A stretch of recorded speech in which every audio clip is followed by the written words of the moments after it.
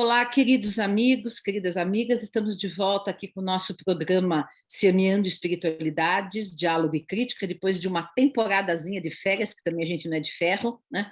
Estamos aqui com Maurício Zanolini e hoje temos de novo aqui uma pessoa muito querida. Eu só trago pessoas queridas e muito especiais. O Luiz Saporetti, que a gente se conhece há muitos anos, inclusive já fizemos alguns trabalhos juntos, e ele é médico, geriatra, paliativista, terapeuta, e trabalha muito com a questão da espiritualidade, da saúde, e tem também tem um canal no YouTube muito interessante, que é o Inspiritus, né? Gostei desse nome. E ele também participou aqui de um livro que nós temos pela editora Comênios, que é a Arte de Cuidar, Educação, Saúde, Espiritualidade e Educação. Foi editado faz tempo, mas é um livro que eu gosto muito, porque tem muitos artigos, é organizado pelo médico, também geriatra, Franklin Santana Santos, e tem artigos meus também, e tem artigo do Saporetti, enfim. Saporetti, seja bem-vindo. Muito obrigado. Obrigado por estar aqui, pelo esse convite. E matar hoje a saudade. Matar saudades, embora que a gente não está se abraçando, mas chegará a hora. Então, nós vamos falar um pouco sobre hoje a questão de saúde, espiritualidade, terapia, tudo isso, os impactos positivos e negativos da espiritualidade, porque também há os negativos, e isso que também é uma coisa que nós vamos conversar hoje, né? E eu gostaria primeiro, como eu sempre faço com os nossos convidados, eu gostaria primeiro que você, Saporetti, contasse um pouco da sua história, como você chegou, onde você chegou, o que você faz, o que você trabalha, enfim, conta um pouco aí, dá uma diretriz para nós. Legal, então tá bom. Deixa eu contar um pouquinho, né? Eu sou geriatra, né? A minha formação foi geriatria, né?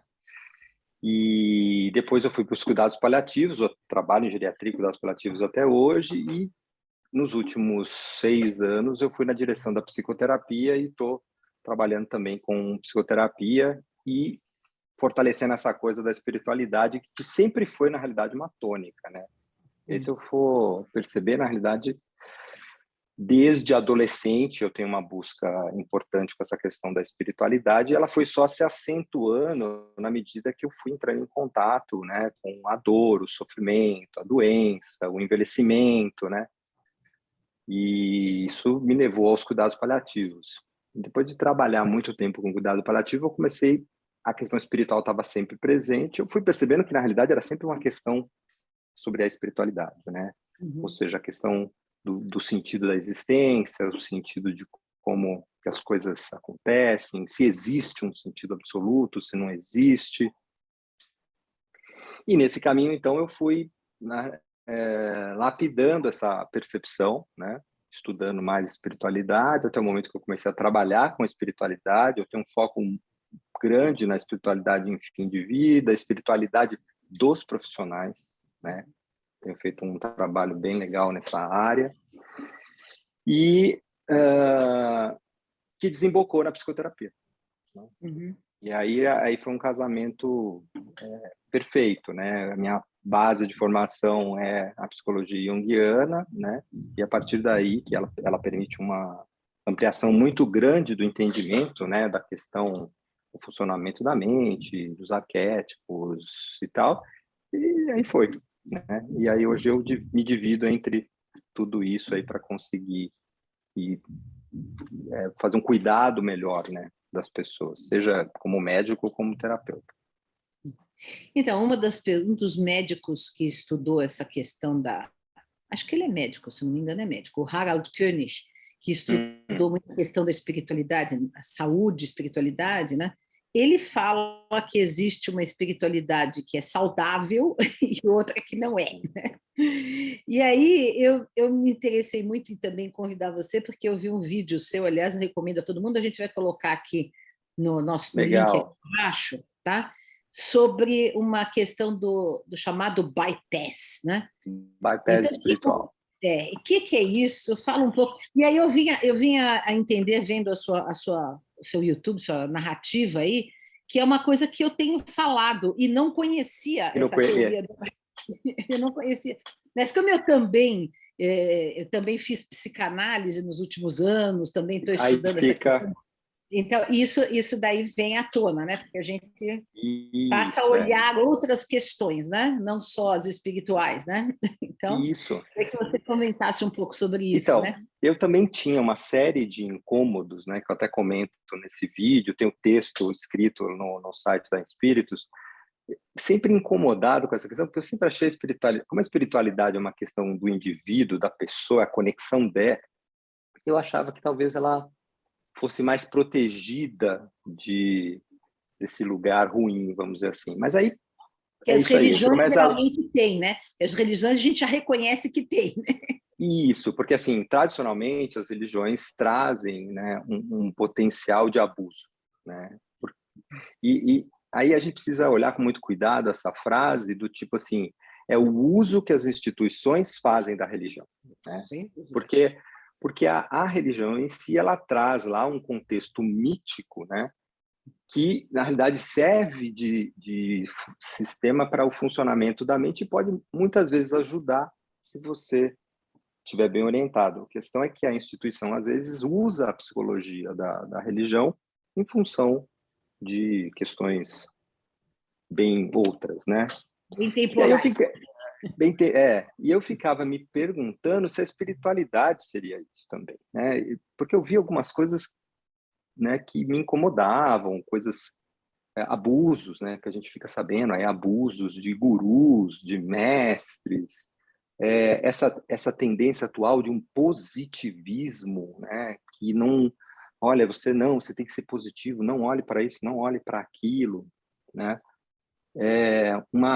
uma tolerância que vem meio mascarada com uma soberba, de que você Exato. não entende o que eu entendo, né, e eu ficava com aquilo tudo que nem, como é que é, a ostra com areia dentro, né, e até que, né, digerindo aquilo.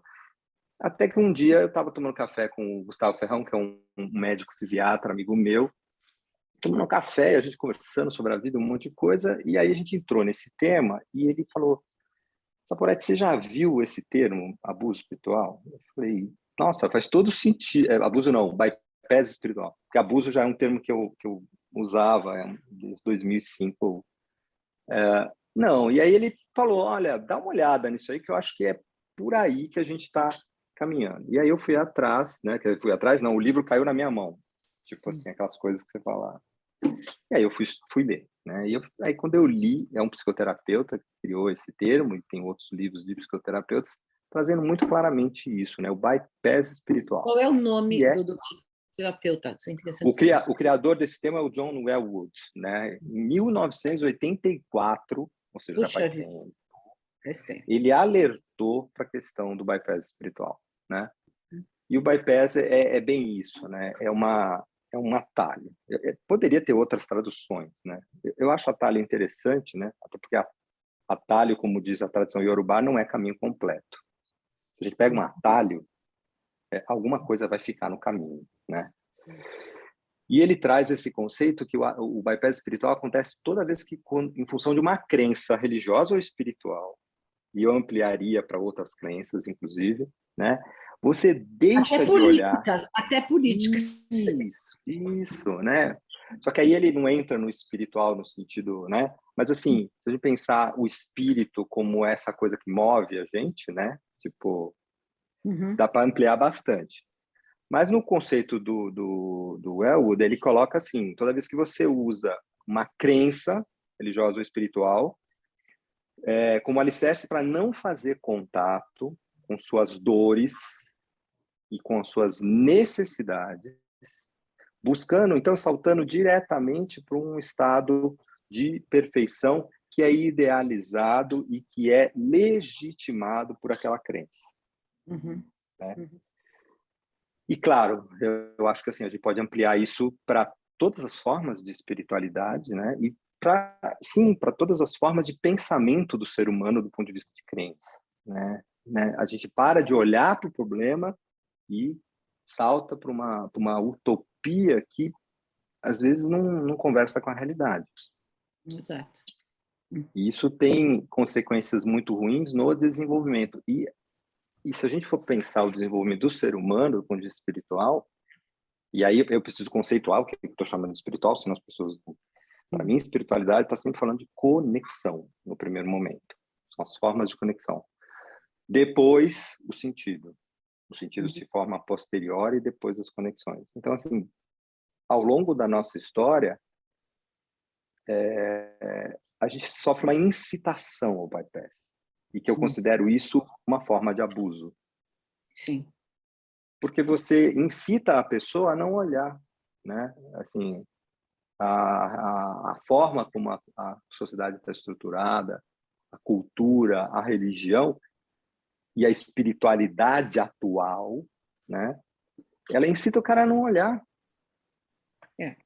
E hoje combina também com todo o discurso que você é obrigado a ser feliz, obrigado a estar sempre bem, as redes sociais você tem que sempre estar sorridente, você não pode ficar triste nem raivoso, nem nada, você tem que estar sempre zen, né? Aliás, toma-se remédio de monte para isso, para não sentir-se mais nada. Isso é um, vamos dizer, um efeito colateral médico do bypass também, nessa crença de que não, você tem que estar sempre bem, né? Por quê? Né? Para mim é uma desconexão com a base instintiva, a base afetiva. E quando eu falo de base afetiva, base instintiva, tem duas coisas que estão na base disso, que é a relação com a natureza e a relação entre as pessoas, né? Que essas duas conexões estão cada vez mais distantes, né? Se a gente olhar para a natureza, e a gente faz parte da natureza, a natureza é cíclica. Ela vai, ela cresce, depois ela decompõe, né? Tem um aprendizado na natureza, né? Que pode ajudar a gente a se reconectar e perceber que sim, às vezes as folhas caem, às vezes a flor murcha. E há Tudo bem, você está triste. Há tempestades. tempestades, e as tempestades vêm e arrancam tudo, depois tudo cresce. Tem queimada natural, não queimada pelo homem, mas na natureza também tem queimadas, que o calor, seca, queima tudo, renasce. Essa tendência nossa de olhar o universo de uma forma polarizada, onde só o que nos interessa, né, que é ser feliz, né?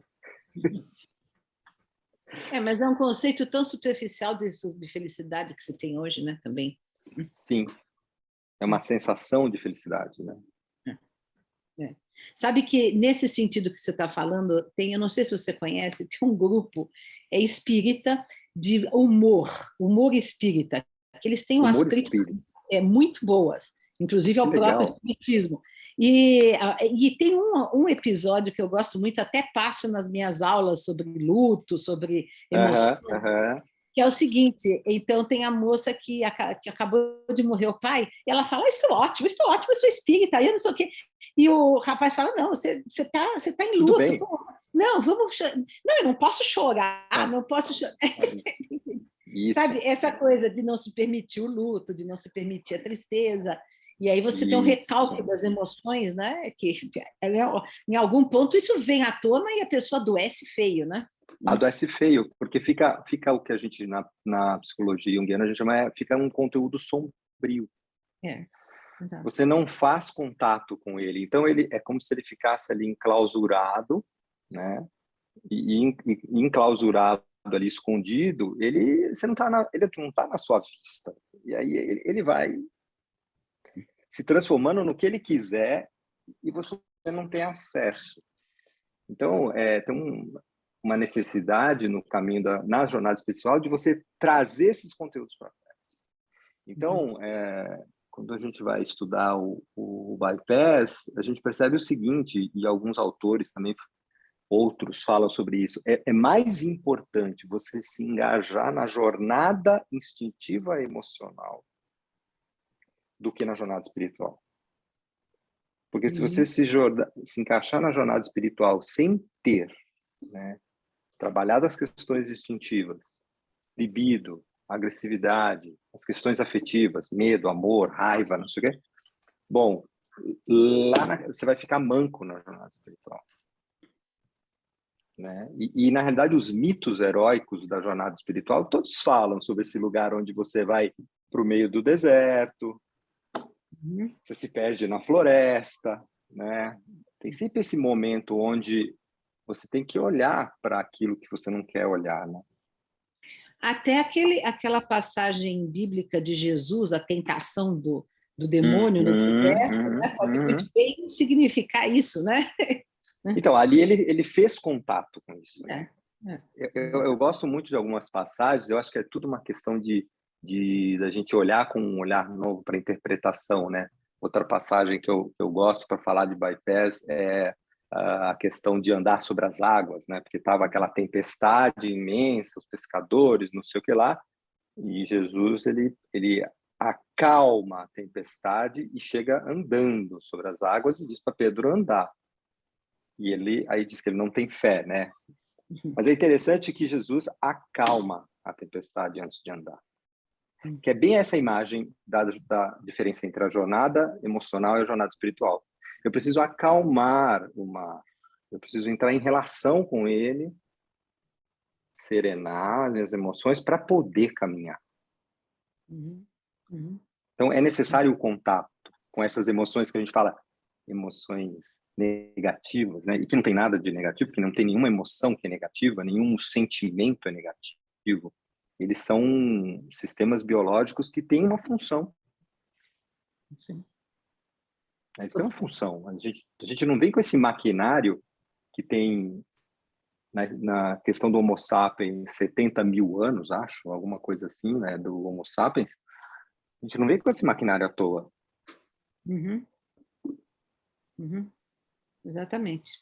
Tudo tem uma função. O problema é nós ficarmos aprisionados nisso, né? Ou reprimirmos. Isso, exatamente. Porque você entrar em contato com o medo é uma coisa, você ficar congelado pelo medo é outra. Isso. Agora, a coragem vai nascer do medo, né? Sim. Você foi corajoso, mas você não teve medo, então você não foi corajoso, você simplesmente fez. Coragem mesmo é, diante daquilo lá, você e fala, vamos, né? E aí é coragem, né? Como o cara lá, aterrissou lá o avião no Hudson, como é que chama? Sully, aquele piloto que quando perguntaram para ele, cara, como é que você não teve medo? Ele falou assim, eu estava apavorado. Claro. Tipo assim, eu estava apavorado, mas eu tinha que fazer alguma coisa, né? E isso é coragem, né? Tipo, você acalma a tempestade e literalmente ele andou sobre as águas, né? Tipo assim, ele botou o avião, tipo, e aterrissou. Exatamente.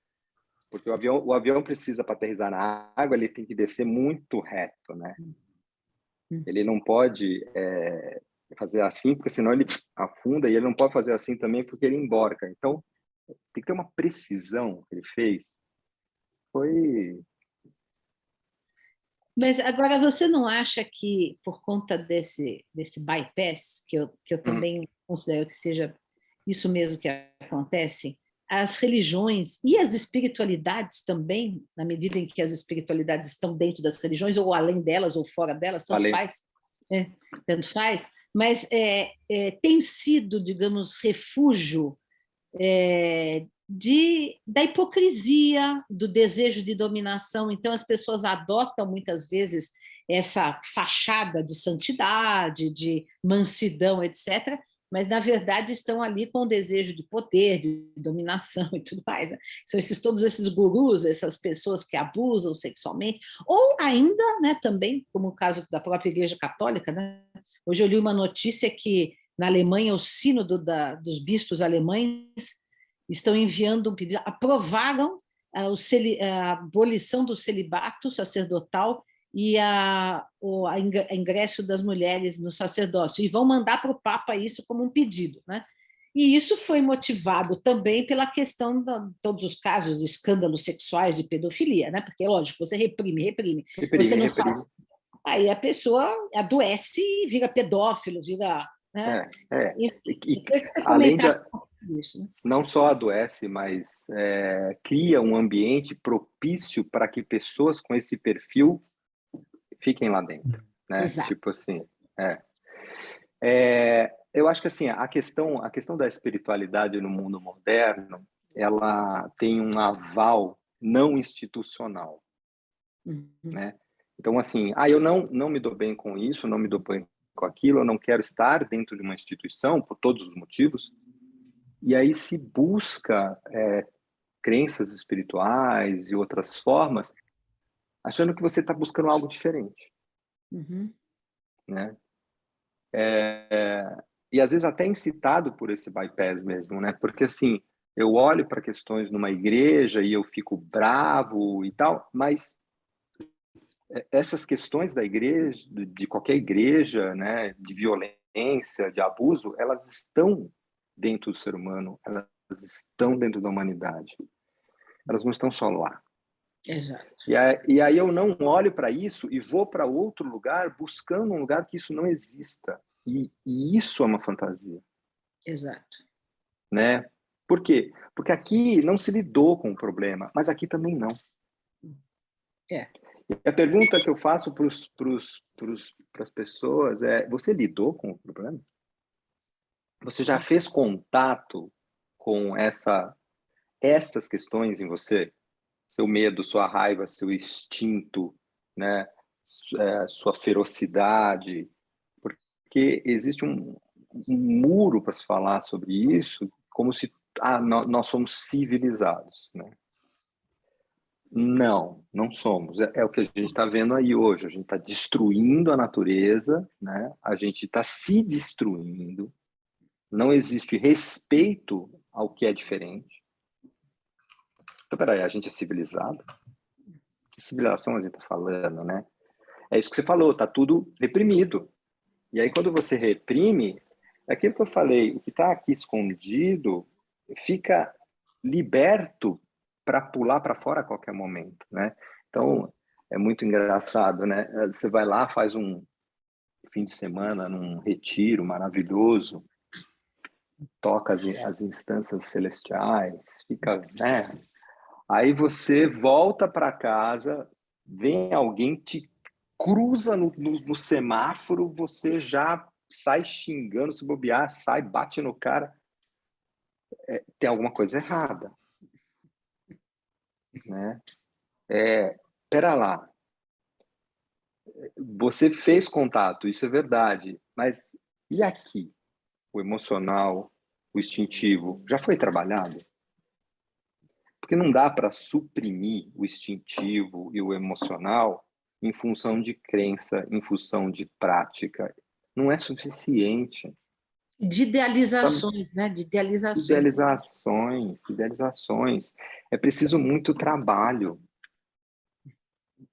E tudo bem se você, de vez em quando, perder o controle. Também, assim, você é humano. Eu gosto muito de lembrar, né, o Chico Xavier lá no avião, né, quando o avião começa, coisa que ele entra numa crise de Pânico. desespero, de pânico, que vai morrer. E é isso, poxa, né? Cristo na cruz, Pai, me abandonaste. Poxa, se pessoas desse naipe tiveram dúvida, tiveram pânico, por que euzinho não posso? Tipo, tudo bem, você não precisa estar nesse lugar onde você. Eu tenho muito medo, tipo essa frase aí que você contou da menina. Não. Eu sou espírita, está tudo bem. Não sei. Putz, não Como está tudo assim? bem. Não Não está, está tudo exato, bem. exato. Eu tenho muito medo desse lugar que não faz contato com a dor, que não Exato. faz contato com o sofrimento, que vê a dor do outro e não faz contato com a dor do outro, né? Porque aí a pessoa. Você, quando você reprime a própria dor, você também perde a capacidade de ter empatia com a dor do outro, né? Sim. Para ser essa coisa da empatia é muito forte no ser humano, mas nós estamos vivendo uma desconexão, né? Que vem através de uma sociedade individualista, uma sociedade narcisista, né? Uma série de coisas que vão se que vai distanciando você de entrar em contato com a dor do outro. E também não é para fazer julgamento sobre isso, né? Isso, assim, um julgamento é necessário um entendimento, porque isso também é protetivo, né? Quando eu não consigo lidar com o mundo do jeito que ele é, que outra opção psíquica para se proteger que se não se desconectar? Exato. Né? É um jeito de se proteger, mas precisamos acordar, né? Por isso o Buda, que é o desperto, né? O Buda é aquele que despertou. Vamos despertar, né? Vamos olhar para as questões, mas vamos olhar. Não vamos ficar fantasiando que a gente precisa de um mundo compassivo que nega a bestialidade do homem. Exato. Então, mas, Luiz, essa ideia do bypass, a ideia do atalho como uma forma de lidar com as questões da vida, isso independente de ser espiritualidade, ela é tão forte, né, que assim, mesmo as pessoas que dizem estar buscando um caminho do meio, porque a gente está falando de extremos aqui, né? Ou a repressão, que é um extremo, ou então a conexão, que é a separação, a conexão nesse sentido que vocês estão falando, quer dizer, de ser uma separação total entre espírito e corpo, né? Quer dizer, eu jogo fora o corpo para me conectar com o espírito. Então, esses dois extremos, eles, obviamente, são problemáticos. Como encontrar um caminho do meio? Mas até o caminho do meio pode ser trilhado através de quer dizer, do bypass, porque você fala, então, não é nem uma coisa e nem a outra, mas não é verdade, porque essas duas coisas, elas são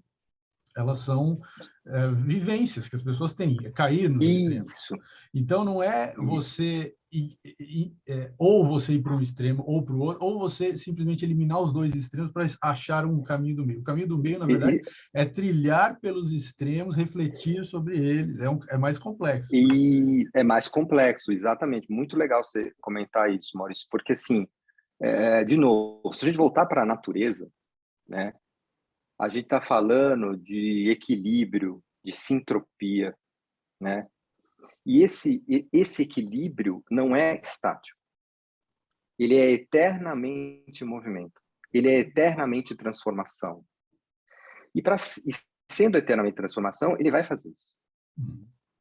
Então, quando a gente fala do caminho do meio, é engraçado. A gente traz o caminho do meio do Ocidente, do Oriente para o Ocidente, e ele vira uma coisa no meio parada. Quando o conceito estanque, que é bem o conceito ocidental, né? Então, é assim, quando o conceito de equilíbrio nas filosofias orientais é dança, é o yin e o yang. É sempre transformação e a gente precisa saber que a gente vai transformar, né? O Jung tem uma frase assim que o nosso livre-arbítrio é saber que a gente vai, né? Por boa vontade ou contra a vontade, mas você vai. Tipo assim, então essa dança que você falou, que para mim soa uma dança, né, que em várias tradições aparece, é isso, né? Assim, não existe um ponto estático, nem no meio, nem no lado, nem no outro. A coisa está se movendo o tempo inteiro e nós somos testemunhas do movimento. Quanto mais você se apegar aqui ou ali, você vai estar gerando um bypass. Se você criar aqui essa crença, a crença da doutrina do meio. Então eu tenho que ser ponderado, eu tenho que. Não. Você não tem que. Você vai precisar trabalhar essas questões e saber que quando você está numa ponta, a outra ponta nasceu.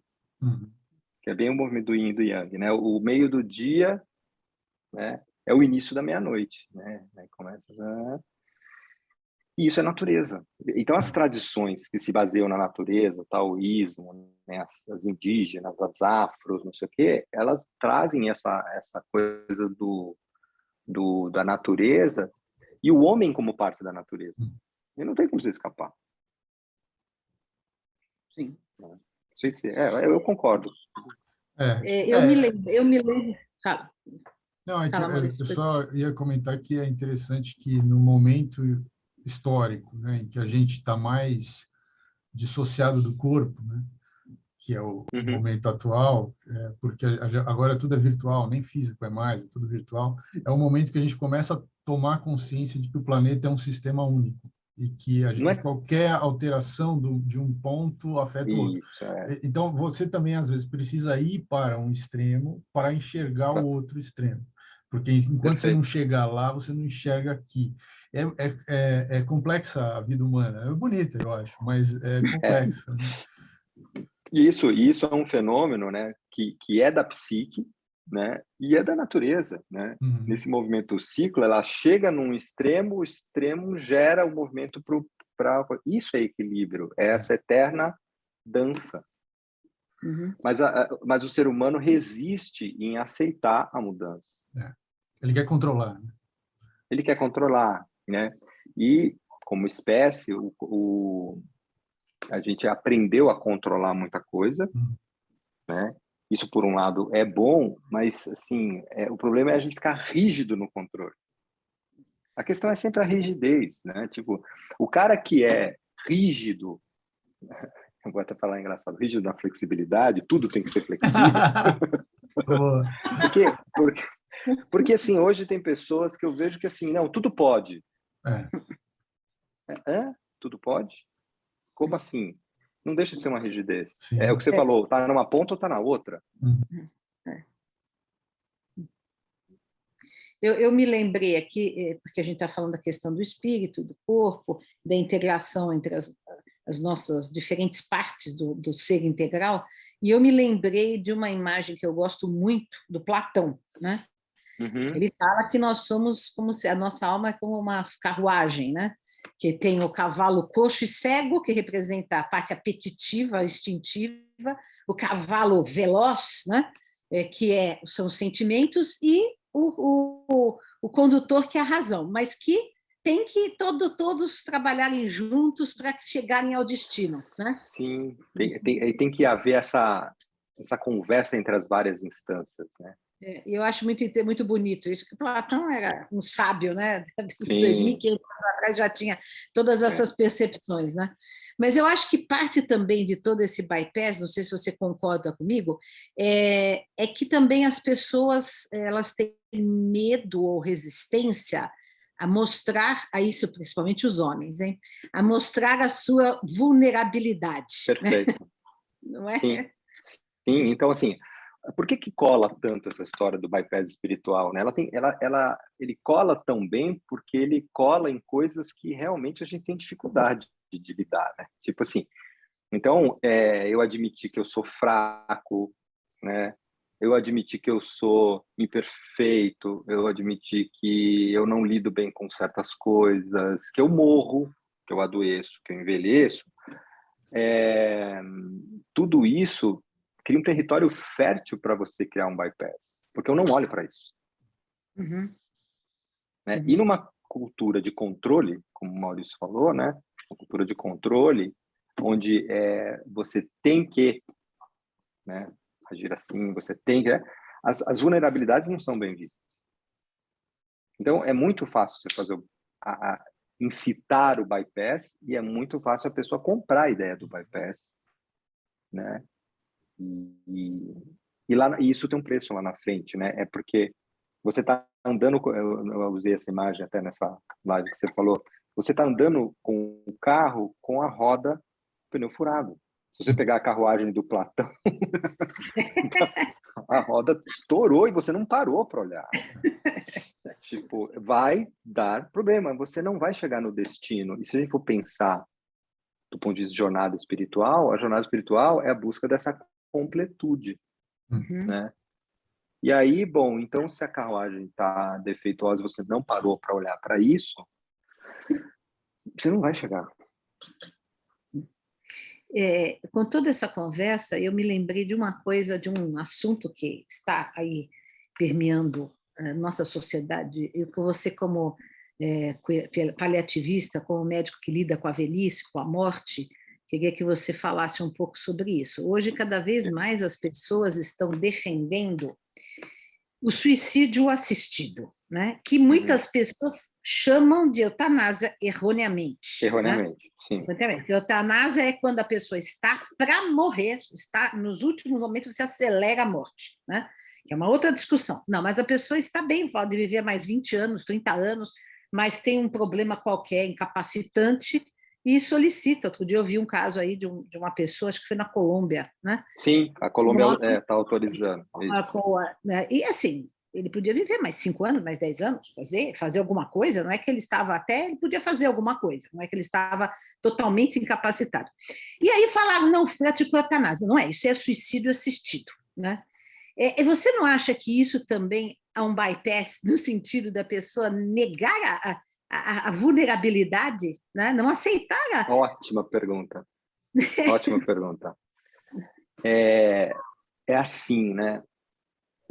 O contexto cultural nosso é muito interessante porque a gente sacralizou tanto a vida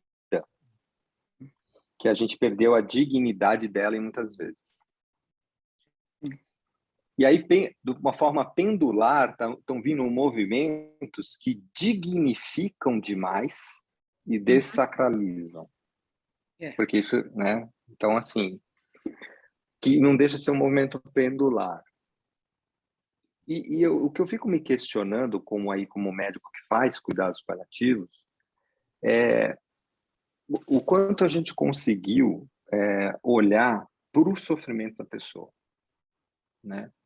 Exato. E quando eu falo sofrimento da pessoa, o sofrimento físico, emocional, espiritual, social. Será que essa pessoa tem recurso familiar, social, não sei, suficiente para aliviar a dor dela? Isso. Porque senão a gente vai incorrer com muita frequência na coisa de, sim, não, é digno, é digno. Pera, é digno por quê? Né? Se afinal de contas, o sofrer faz parte da vida. Agora, nós estamos numa condição médica atual onde a gente prolonga o sofrimento das pessoas. Sim, isso não tem dúvida.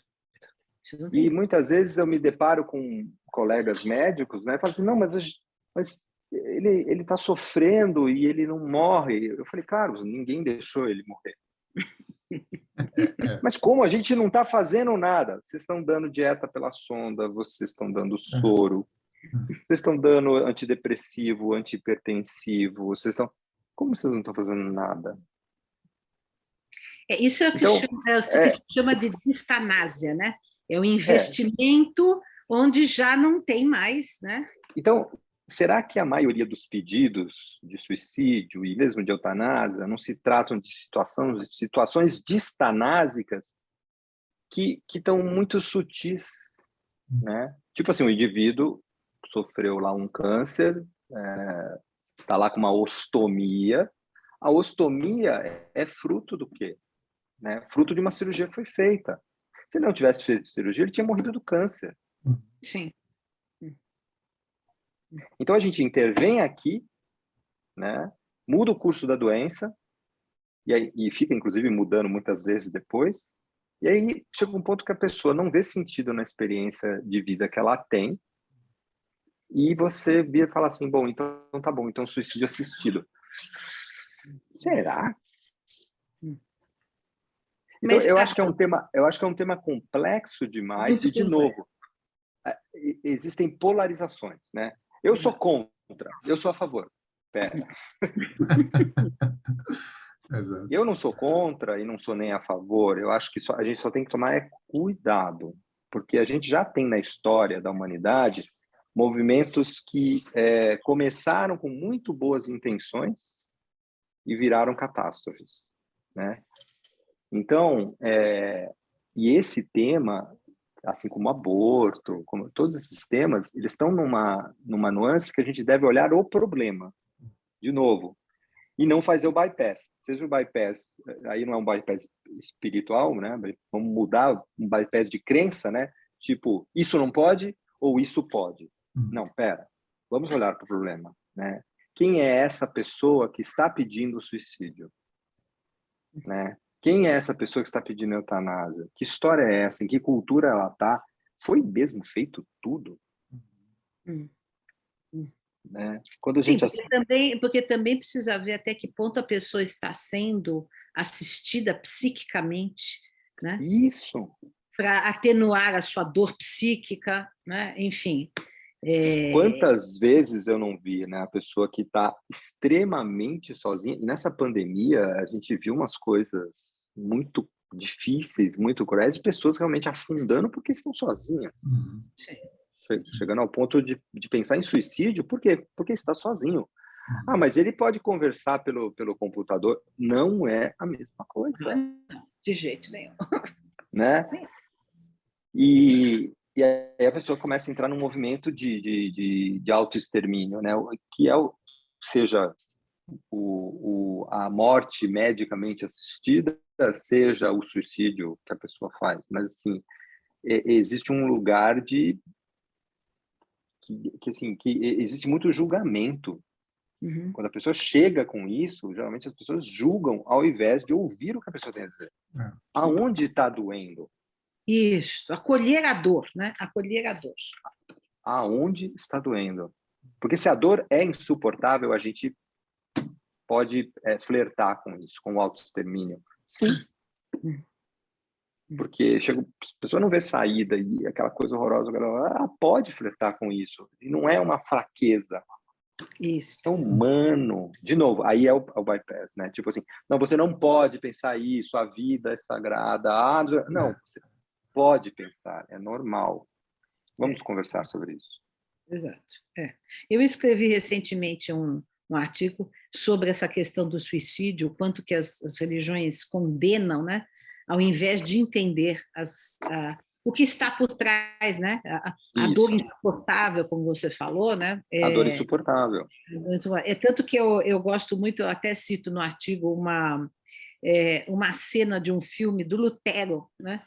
Quando é uma cena muito bonita, que ele pega um menino moço que se suicida, e ele arranca aquele menino e ele enterra pessoalmente, porque sempre foi negada o enterro Negado. em terras sagradas, né? Pelas igrejas, tudo, né? Então ele pega e enterra pessoalmente, né? E reza pelo menino. Então aquilo é muito, eu acho muito bonita essa cena, porque exatamente demonstra isso, né? Uma compreensão da fragilidade humana, né? E não um julgamento, né? Não julgamento. Porque assim, esse lugar de julgamento, onde a pessoa não pode falar da dor dela, deixa ela sozinha. E é exatamente esse o ponto mais crítico. Eu não posso nem falar sobre isso, porque todo mundo me julga. Exatamente. Né? E se a gente for pensar a questão da dignidade do suicídio dentro de um contexto judaico-cristão, ele tem uma questão cultural, mas se você sair desse contexto e for para outros contextos culturais, não é a mesma coisa. Não é. A questão não é se você se mata, a questão é pelo que você se mata. E se você se matar por uma causa de honra, por uma causa de Deus, sei lá, tá tudo bem. Então, pera lá, o que está acontecendo? Qual é o contexto? Né? Agora, eu fico um pouco preocupado da gente chegar num ponto hoje onde tudo isso pode. É isso também, né? Sem o discernimento. Não, e sem o acolhimento também, porque também, às vezes, socialmente é mais fácil. Bom, tudo bem, melhor que se mate, porque a gente não tem que dar assistência. Um pouco assim também, né? Vamos combinar. Né? Fica um debate entre se aquilo é um crime contra a vida, um crime contra Deus, ou se é uma expressão da liberdade da pessoa, mas não se usa esse evento para se debater a própria sociedade, a própria medicina, a própria relação familiar, não se usa isso para debater nada, não se debate. Não, é a liberdade versus a religião. Não é esse o debate. Fica uma polarização. Sempre. Né? Que é uma polarização baseada na crença, né? Exatamente. Espera lá, mas a pessoa o ponto é que essa pessoa está em sofrimento. Então, assim, na minha percepção, como médico e como terapeuta, essas questões, elas são cognitivas, elas são civilizatórias, o que une todos nós é o sofrimento. Isso que se é tem certo, que se ser é errado, e se é certo, se é errado, isso é cultural. Agora, o sofrimento é legítimo desde que o Homo sapiens olhou para o cara ali do lado e percebeu que o cara amigo dele ali morreu, que a mulher dele morreu, e ele tomou consciência disso. O sofrimento é de todos nós. Exatamente. E é igual, independente de crença. Tá? Só que a gente fica olhando para as ideologias. Não, olha por o sofrimento. Para mim, o guia é sempre o sofrer, né, o propósito, aí no sentido espiritual, né, onde a pessoa encontra conexão. Porque muito do sofrimento vem da perda da conexão. Seja a conexão com as pessoas amadas, consigo mesmo. Eu estava vendo, porque eu vi desse caso da Colômbia, e depois eu fui, sei lá, porque passou na minha frente, eu fui ver o caso do Christopher Reeve, né? Que ele ficou tetraplégico de uma maneira assim absurda, né? E ele não procurou essa saída, né, do suicídio assistido, e ele deu um sentido para aquilo que ele fez, porque durante todo o tempo ele fez uma fundação para ajudar outras pessoas, enfim, foi então, às vezes, né, como diz o Viktor Frankl também, se você dá sentido, né, à sua própria dor, ressignifica e transforma aquilo num bem social, também aí eu não acho um bypass, eu acho que é Não, ali é um caminho. É um caminho legítimo. É um caminho legítimo. Ele olhou para o problema, né? Ele exato. olhou para a tetraplegia, ele sabe o que é, aí ele busca auxílio, aí ele busca formar uma ONG. Então, na realidade, ele está trilhando o caminho da dor e transformando a dor dele, né, no antídoto para outras pessoas. Exatamente. É como o cara que vai na frente, né? O guia, ele está indo na frente. Ele sabe a dor do caminho. Não pisa aqui. Cuidado com essa pedra. Olha essa cobra. Ele sabe o caminho, né? E o mais triste de tudo isso foi que eu também vi que o filho dele, ele era muito amigo do Robin Williams, né? E o Robin Williams adotou o filho dele depois que ele morreu. Depois a mulher dele também morreu de câncer. E depois o Robin Williams não resistiu, né? Não teve o auxílio necessário para resistir ao suicídio, né? E aí deixou ele. Agora, o que eu vejo como bypass não é a história do Christopher Reeve, ele faz a jornada.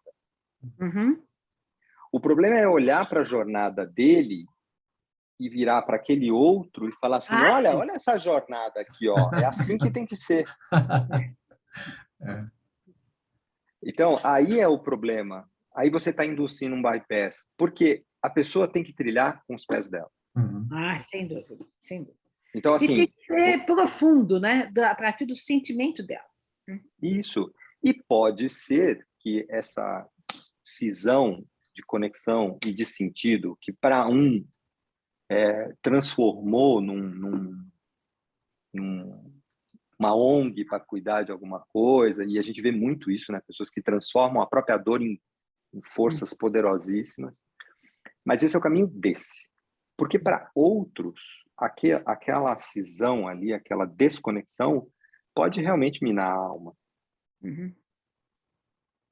E falar, bom, mas por que ele não é do outro jeito? Ele é outra pessoa, é outra história, é outra. E aí a questão do julgamento fica muito complicado. Eu julgar que esse está certo porque ele superou, porque ele fez isso. Eu não gosto dessa coisa do superar. Né? Peraí, cada um tem que viver. A questão é que você tem que olhar. Se você não olhar, não vai dar certo. Olha, vamos junto. Saporete, está muito boa a nossa conversa, mas já estamos caminhando para o finalzinho. Já estamos fechando. Estamos estourando o tempo.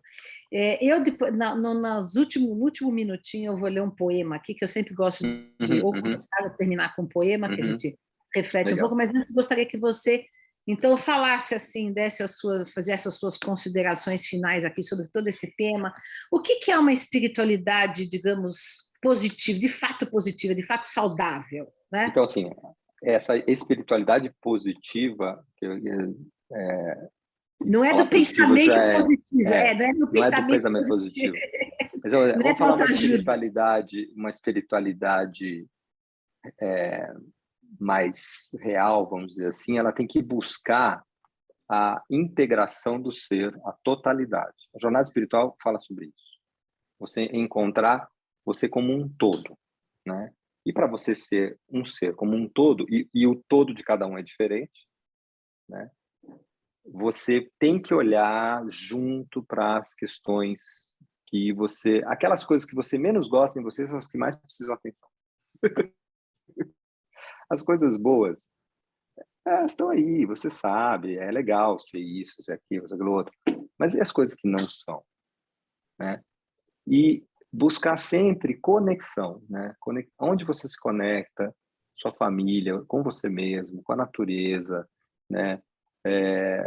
Com o sagrado, né? Buscar as formas suas de conexão para que isso crie um sentido. Mas não deixa de lado nada, né? Se eu fosse ler um poema do final, seria aquele poema lá do Alberto Caeiro que fala que que os deuses são deuses porque não se pensam, né? Então, assim, de tudo não rejeite nada, né? Porque, assim, essa é o lugar onde você fica em paz, né? Você, ora, pode ser caridoso, ora, você pode não ser. Ora, você pode ser amoroso, ora, você pode não ser. Ora, e na Bíblia tem isso também, né? Tipo, tem hora para viver, tem hora para morrer, tem hora para lutar, tem hora para tudo. Uhum. Seu poema. Olha, esse poema chama-se Pedinte de Paz. Então, eu faço essa conjunção aí daquilo que a gente está mergulhado aqui no mundo e o que a gente está buscando de comunhão, né? Pode rugir esse mundo e de um abismo profundo ouvir-se um calado pranto. No rosto da compaixão tenho em ti um coração, um abrigo, um acalanto. Podem se abrirem os mares em olhos cinzas e azares e o verde sangrar em vão. Sempre me és a esperança que de sombrinha ainda dança, como nos diz a canção. Podem as almas perdidas vagarem cegas, fendidas, sonâmbulas de exaustão. Nelas também tu estás. E já anuncias a paz que um dia proclamarão. Não há mal que nunca acabe, todo bem em tudo cabe e se desdobra a visão de um horizonte rasgado, de um mundo recuperado, florido em sagrado chão. Depende de todos nós, unidos numa só voz, alçarmos essa ascensão. Mas porque estás bem aí, no além, no aquém, no aqui, nada terá sido em vão. Podemos moldar a vida, olhar a estrela escondida no largo da imensidão, mas não podemos negar que nesse infinito lar mora um ser de mansidão. Podemos trair a vida, mostrar a face cindida em ódio, treva, extinção, mas todos os eus profundos trazem teus germes fecundos de amor e de redenção. Ó Mãe e Pai, deusa e Deus, acolhe esses versos meus e fala meu coração. Sussurra-me o que dizer, o que cantar e fazer e semear comunhão. Gente, gostei dos deuses e deusas.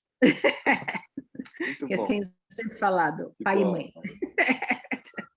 Unindo o feminino e o masculino. O masculino, perfeito. Muito bom.